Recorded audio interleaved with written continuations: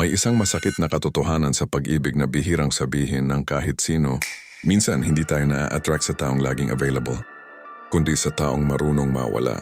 O mas gusto ng isip ng tao ang mga bagay na hindi nito lubos na makuha. At kung naranasan mong may taong sobrang lambing ngayon, tapos biglang malamig bukas, at lalo ka pang nahulog, hindi aksidente iyon.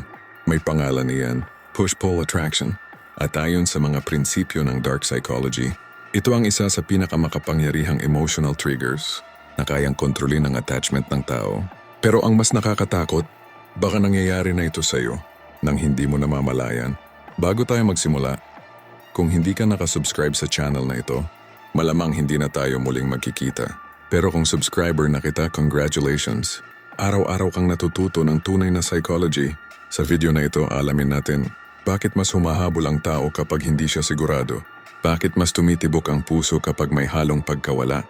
At paano ginagamit ng ilang tao ang psychology na ito para kontrolin, manipulahin, o minsan protektahan ang sarili? Ito ang mga masakit na katotohanan tungkol sa attraction na kahit ang pinakamalalakas na tao hindi ligtas. Ano ba talaga ang push-pull attraction? Sa simpleng salita, ang push ay emotional distance. Ang pull ay emotional connection. Isang araw parang ikaw ang pinaka-importanting tao sa buhay niya. Mahahabang usapan, mabilis mag-reply. May kumain ka na ba? May ingat ka. May miss na kita. Pinaparamdam niyang espesyal ka. Pinaparamdam niyang may lugar ka sa mundo niya. Iyan ang pull. Pero bigla, kinabukasan, scene zone, may clean na ang replies. Wala nang lambing, wala nang effort, wala nang presence. At kapag tinanong mo kung may problema, wala. Busy lang. Pagod lang. At dito nagsisimula ang confusion. Dito nagsisimula ang push. At alam mo kung ano ang pinakamapanganib dito? Habang mas hindi mo naiintindihan ang isang tao, mas gusto mo siyang maintindihan. Habang mas lumalayo siya, mas gusto mo siyang habulin. Habang mas hindi siya available, mas nagiging valuable siya sa paningin mo. Bakit? Dahil hindi lang puso ang involved dito, utak mo. At ang utak ng tao, may isang katangian na bihirang pag-usapan. Mas na-addict ito sa uncertainty kaysa sa certainty. Isipin mo ito, kapag may taong siguradong nandyan para sa'yo, madalas kampante ka. Pero kapag may taong hindi mo alam kung gusto ka ba, kung interesado pa ba, kung may chance pa ba, biglang hindi ka mapakali. Hindi ka makatulog. Paulit-ulit mong chine-check ang phone mo. Nakatingin ka sa last scene. Ina-analyze mo bawat emoji, bawat scene, bawat story view, bawat delayed reply. At kahit simpleng hi lang ang dumating, biglang sumasaya ka, parang nanalo ka. Pero ang totoo, hindi ka nanalo. Na-condition ka. Sa psychology, may tinatawag na reward anticipation. Kapag hindi sigurado ang reward, mas nagiging active ang dopamine system ng utak. At ang dopamine, hindi ito simpleng chemical ng happiness. Hindi ito happy hormone gaya ng madalas sabihin. Mas tama kung tawagin itong chemical of pursuit. Chemical of craving. Chemical of obsession. Ito ang chemical na nagtutulak sa'yo para habulin ang isang bagay. Kahit hindi ka sigurado kung makukuha mo. Kaya minsan, hindi ka nai-in-love dahil mabait siya. Hindi ka nahulog dahil compatible kayo. Hindi ka attached dahil soulmate mo siya. Minsan, nahulog ka dahil hindi mo siya mabasa. Dahil hindi mo siya mahulaan. Dahil bawat atensyon niya, pakiramdam mo premyo. At bawat pagkawala niya, pakiramdam mo may kulang sa'yo. Kaya napapansin mo, kapag hindi siya nag-message, nababaliw ka. Kapag online siya pero hindi ka ni-replyan, kinakain ka ng overthinking. Kapag nagparamdam ulit, biglang okay ka na at paulit-ulit ang cycle. Mainit ngayon, malamig bukas. Sweet ngayon, tahimik kinabukasan. Present ngayon, biglang unavailable. At habang tumatagal, hindi mo na namamalayan. Hindi mo na siya hinahabol. Hinahabol mo na ang pakiramdam na binibigay niya. At dito pumapasok ang pinakamasakit na realization. Minsan, hindi ka talaga in love. Na-addict ka lang sa emotional highs and lows. Sa kilig pagkatapos ng sakit. Sa relief pagkatapos ng anxiety. Sa attention pagkatapos ng silence. At ang masakit, kapag nasanay ang utak sa ganitong klase ng connection, minsan, nagiging boring ang healthy love. Nagiging walang spark ang consistency. Nagiging kulang sa excitement ang peace. At doon maraming tao nagkakamali. Pinagkakamalang chemistry, ang emotional chaos. Pinagkakamalang destiny, Ang psychological addiction. Masakit? Oo. Pero ito ang katotohanan na bihirang sabihin sa iyo ng kahit sino. Ang masakit na katotohanan ayon sa mga philosopher. Noong pag-aralan ng mga dakilang thinker ang kalikasan ng tao, may isang pattern silang paulit-ulit na nakita. Hindi lahat ng gusto ng tao ay mabuti para sa kanya. At hindi lahat ng nagbibigay ng peace ay agad nating pinipili. Isa sa pinakamalalim na nagsalita tungkol dito ay si Friedrich Nietzsche. Sa kanyang pagtingin sa desire, struggle at human nature, naniniwala siya na ang tao ay hindi laging naaakit sa comfort. Sa katunayan, madalas mas naakit tayo sa challenge, sa bagay na kailangan nating patunayan, sa taong kailangan nating habulin, sa approval na kailangan nating paghirapan. Bakit? Dahil may bahagi sa ego ng tao na gustong maramdaman na kung makukuha ko ito, ibig sabihin espesyal ako. Kaya minsan, kapag sobrang bait ng isang tao, sobrang consistent, sobrang malinaw, imbes na ma-excite, nagiging kampante tayo. At minsan, hindi natin agad napapansin. Hindi dahil wala siyang halaga, kundi dahil walang laban, walang challenge, walang thrill, walang mystery. Pero kapag may taong emotionally distant, mahirap basahin, mahirap hulihin, mahirap abutin, biglang gumagana ang ego. Biglang gusto mong patunayan ang sarili mo. Biglang gusto mong marinig ang validation mula sa taong hindi basta nagbibigay nito. At dito nagsisimula ang obsession.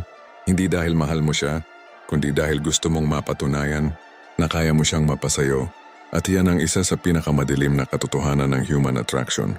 Hindi laging puso ang gumagalaw. Minsan, ego. At isa pang philosopher na tumingin sa masakit na realidad ng desire ay si Arthur Schopenhauer. Ayon sa kanyang pananaw, ang tao ay parang nilalang na laging may hinahabol. At ang pinakamasakit, kapag nakuha na natin ang gusto natin, madalas humihina ang excitement, bumababa ang thrill, nawawala ang mystery, at minsan, nawawala rin ang effort.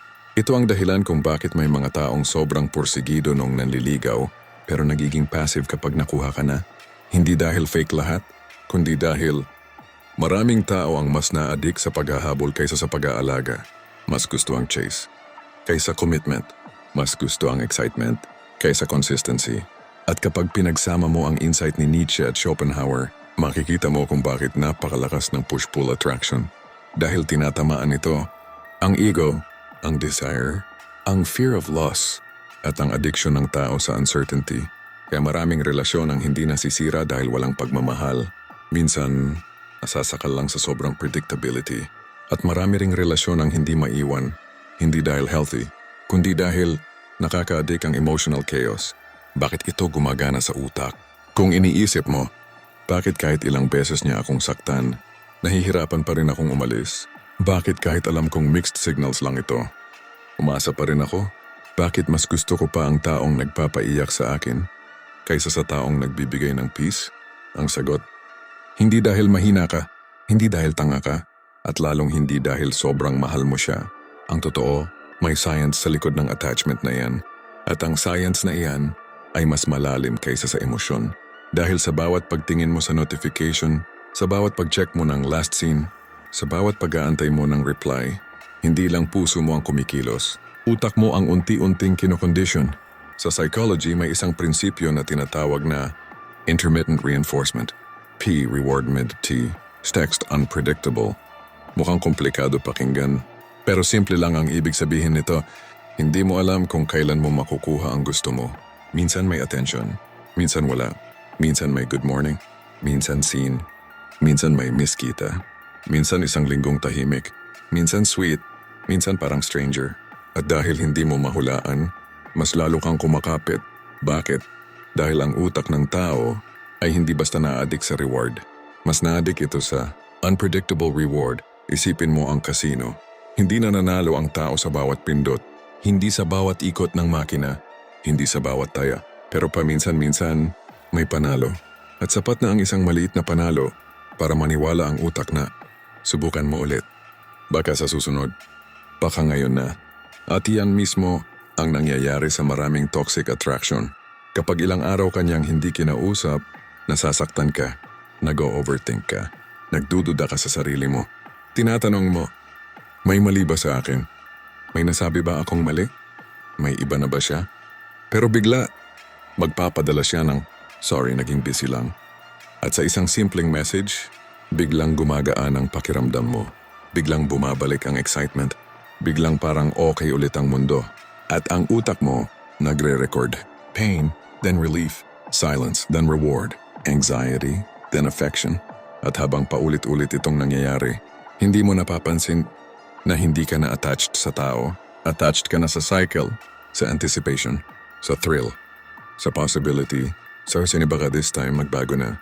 At dito nagiging mapanganib dahil kapag nasanay ang utak sa ganitong emotional roller coaster, ang consistency nagiging boring. Ang peace nagiging walang spark. Ang healthy communication nagiging parang walang excitement. At iyan ang dahilan kung bakit may mga taong kapag may totoong nagmamahal sa kanila, hindi sila mapakali. Pero kapag may emotionally unavailable, dun sila nahuhumaling. Hindi dahil iyon ang love, kundi dahil iyon ang pattern na natutunan ng utak. Kaya kung may isang taong hindi mo makalimutan, tanungin mo ang sarili mo, mahal mo ba talaga siya? O na-condition lang ang utak mo na hanapin ang highs pagkatapos ng lows?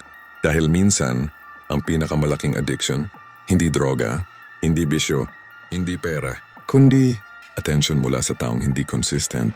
At iyan, ang masakit na katotohanan, ang delikadong side ng push-pull. Ngayon, narito ang pinakamadilim na bahagi. Dahil ang push-pull attraction ay hindi lang simpleng psychological pattern. Kapag napunta ito sa maling tao, nagiging weapon, nagiging paraan para kontrolin ka, para itali ka, para hindi ka makaalis. At ang pinakamasakit, minsan, hindi mo namamalayan na nangyayari na ito. Sa simula, pakiramdam mo espesyal ka.